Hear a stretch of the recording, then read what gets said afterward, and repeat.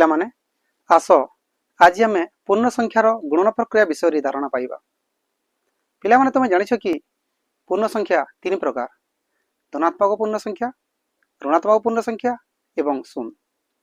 ତେବେ ଏହି ତିନୋଟି ପ୍ରକାର ପୂର୍ଣ୍ଣ ସଂଖ୍ୟାର ଗୁଣନ ପ୍ରକ୍ରିୟା କଲାବେଳେ ଆମେ ଧନାତ୍ମକ ପୂର୍ଣ୍ଣ ସଂଖ୍ୟା ସହିତ ଧନାତ୍ମକ ପୂର୍ଣ୍ଣ ସଂଖ୍ୟାର ଗୁଣନ, ଧନାତ୍ମକ ପୂର୍ଣ୍ଣ ସଂଖ୍ୟା ସହିତ ଋଣାତ୍ମକ ପୂର୍ଣ୍ଣ ସଂଖ୍ୟାର ଗୁଣନ, ଧନାତ୍ମକ ପୂର୍ଣ୍ଣ ସଂଖ୍ୟା ସହିତ ଶୂନର ଗୁଣନ, ଋଣାତ୍ମକ ପୂର୍ଣ୍ଣ ସଂଖ୍ୟା ସହିତ ଋଣାତ୍ମକ ପୂର୍ଣ୍ଣ ସଂଖ୍ୟାର ଗୁଣନ, ଋଣାତ୍ମକ ପୂର୍ଣ୍ଣ ସଂଖ୍ୟା ସହିତ ଧନାତ୍ମକ ପୂର୍ଣ୍ଣ ସଂଖ୍ୟାର ଗୁଣନ, ଋଣାତ୍ମକ ପୂର୍ଣ୍ଣ ସଂଖ୍ୟା ସହିତ ଶୂନର ଗୁଣନ ପ୍ରକ୍ରିୟା ବିଷୟରେ ଆମେ ଭଲ ଭାବରେ ଧାରଣା ପାଇବା। ତେବେ ଆମେ ଗୋଟିଏ ପରେ ଗୋଟିଏ ଆଲୋଚନା କରିବା। ଆମେ ପ୍ରଥମେ ଧନାତ୍ମକ ପୂର୍ଣ୍ଣ ସଂଖ୍ୟା ସହ ଧନାତ୍ମକ ପୂର୍ଣ୍ଣ ସଂଖ୍ୟାର ଗୁଣନ ବିଷୟରେ ଆଲୋଚନା କରିବା। ଆସ ଉଦାହରଣଟି ନେବା। +5 ଇଣ୍ଟୁ +4। ପିଲାମାନେ ଆମେ ଜାଣିଛୁ ଯେ ଗୁଣନ ପ୍ରକ୍ରିୟା ହେଉଛି କ୍ରମିକ ଯୋଗ। ତେଣୁ +5 ଇଣ୍ଟୁ +4ର ଅର୍ଥ ହେଉଛି 5 ଗୋଟି +4ର ଯୋଗଫଳ। ତେଣୁ +5 into +4 equal to +4 plus +4 plus +4 plus +4 plus +4 equal to ପ୍ରଥମ ଦୁଇଟି ସଂଖ୍ୟାର ଯୋଗଫଳ +8 ଏବଂ ଅନ୍ୟ ସଂଖ୍ୟା ଗୁଡ଼ିକ ଠିକ୍ ସେମିତି ଲେଖିଦେବା।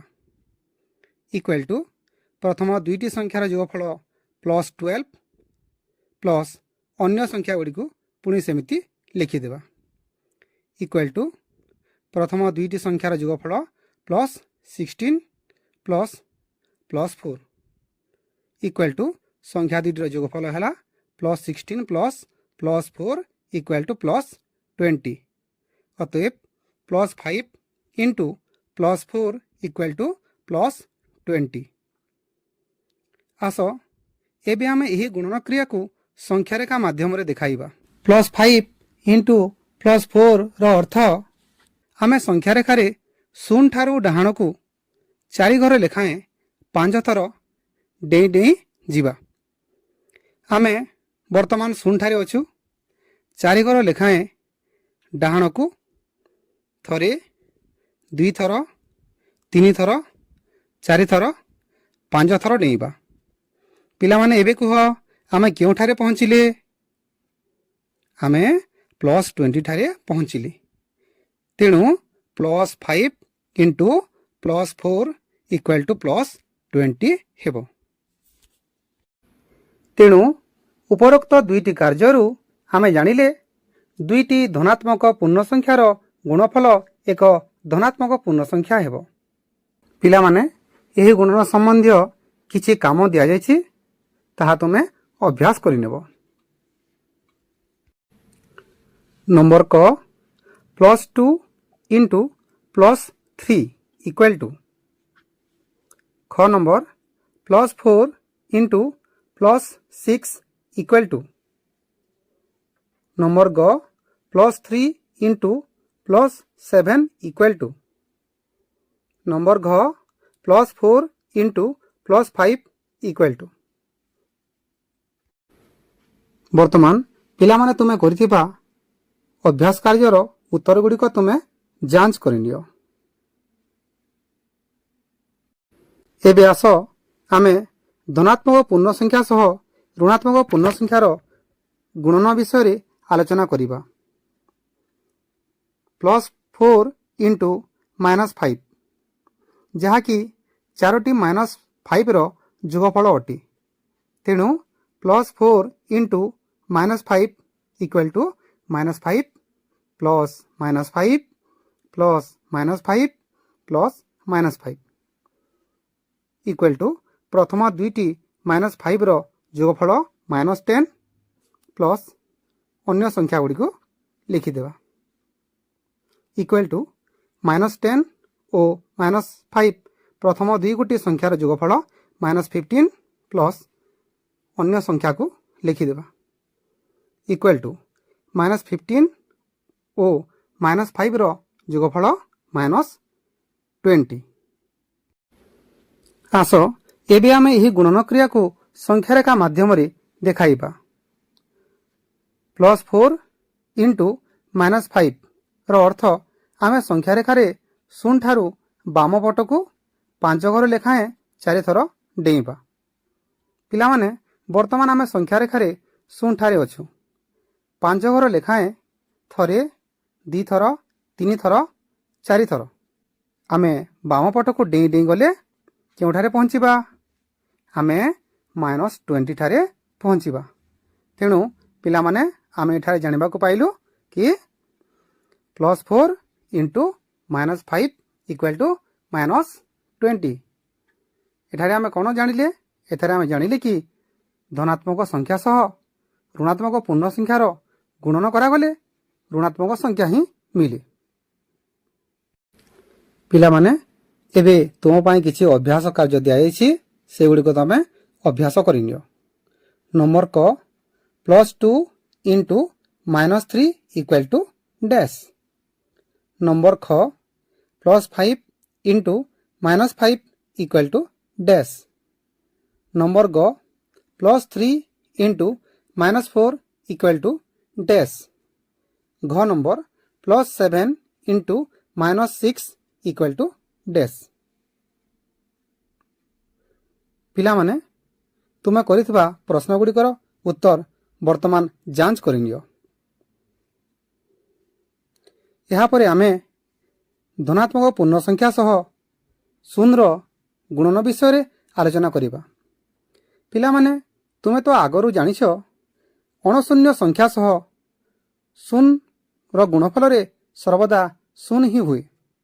तेणु प्रथमे धनात्मक पूर्ण संख्या सह शून्य गुणफल शून्य ही हेबो। 5 into 0 equal to 0 +2 into 0 equal to 0 +3 into 0 equal to 0 +7 into 0 equal to 0। एबे तुम पाई किछि काम दिया से गुडी को अभ्यास करिनियो। नंबर क +6 into 0 equal to dash. Number ख +1 into 0 equal to dash. Number ग +4 into 0 equal to dash. Number घ +8 इंटू 0 इक्वल टू डैश। पिला माने तुमे करिथिबा अभ्यास कार्यर उत्तर गुडी को वर्तमान तुमे संशोधन करिनियो। एबे आस आमे ऋणात्मक पूर्ण संख्या सह ऋणात्मक पूर्ण संख्यार गुणन विषय रे आलोचना करिबा। पिला माने तुमे तो जानिछ -4 ओ 3 रो गुणफल हेउची -12। सेही परी -4 into 2 equal to -8 -4 into 1 equal to -4 -4 into 0 equal to 0 -4 into -1 equal to केते हेबो गुणफल रो एही क्रम रे यह हेबो +4। तो एथिरो आमे जानिले जे दुईटी ऋणात्मक पूर्ण संख्यार गुणफल एक धनात्मक पूर्ण संख्या हेबो। वर्तमान आमे दुईटी रु अधिक ऋणात्मक पूर्ण संख्यार गुणन विषय रे जानिबा। एथि पई आमे उदाहरण टी नेबा -5 इंटू -3 इंटू -4 इक्वल टू आमे तो जानिछु -5 एवं -3 रो गुणफल हेबो +15 इंटू -4 इक्वल टू एबे आमे +15 और -4 रो गुणफल निर्णय करिबा जहाँकि गोटे धनात्मक एवं गोटे ऋणात्मक संख्यार गुणफल सर्वदा ऋणात्मक अर्थात 15 इंटू -4 इक्वल टू -60। एबे आस आमे 4 गोटी ऋणात्मक पूर्ण संख्यार गुणफल निर्णय करिबा। इथिपई उदाहरण नेबा -5 इंटू -3 इंटू -4 इंटू -2 जहाँकि प्रथम दुईटी संख्यार गुणफल -5 इंटू -3 इक्वल टू +15 इंटू शेष दुईटी संख्यार गुणफल -4 into -2 equal to +8 equal to +15 into +8 equal to +120 20। एबे आस आमे 5 गोटी संख्यार गुणफल निर्णय करिबा। उदाहरण नेबा -5 इंटू -3 इंटू -4 इंटू -2 इंटू -6। आमे तो पूर्व नंबर रे आमे जानिछु -5 into -3 into -4 into -2 equal to +120। एबे आमे यहाँ सहित -6 को गुणन करिबा इक्वल टू वर्तमान आमे देखिबा जे गोटे धनात्मक पूर्ण संख्या एवं गोटे ऋणात्मक पूर्ण संख्या गुणफल सर्वदा ऋणात्मक संख्या हेबो जहाँकि -720। पिला माने एठारे आमे लक्ष्य करबा उचित जे युग्म संख्यक ऋणात्मक पूर्ण संख्या मानकर गुणफल सर्वदा धनात्मक पूर्ण संख्या होइथाय एवं अयुग्म संख्यक ऋणात्मक पूर्ण संख्यार गुणफल सर्वदा एक ऋणात्मक पूर्ण संख्या होइथाय।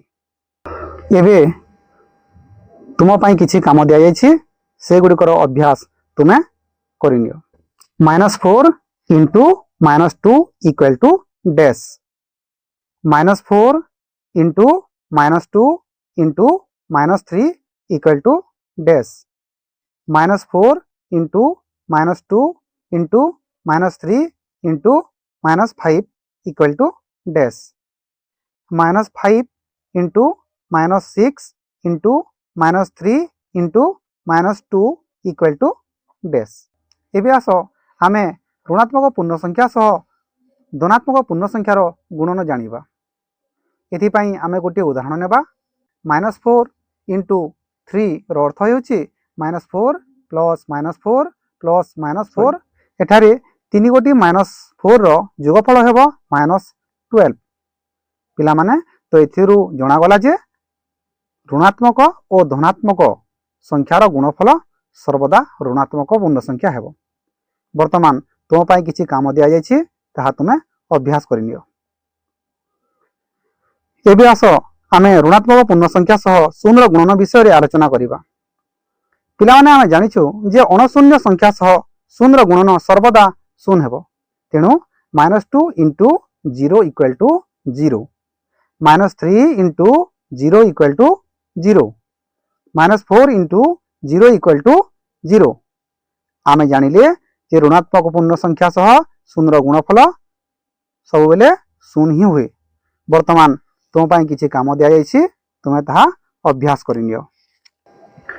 पिला माने आजिर एही पूर्ण संख्यार गुणन प्रक्रिया विषय रे तुमे भल भाव बुझी पारिथिबो एवं दियाइथिबा अभ्यास गुड़िक निश्चित भाव तुमे करिवो।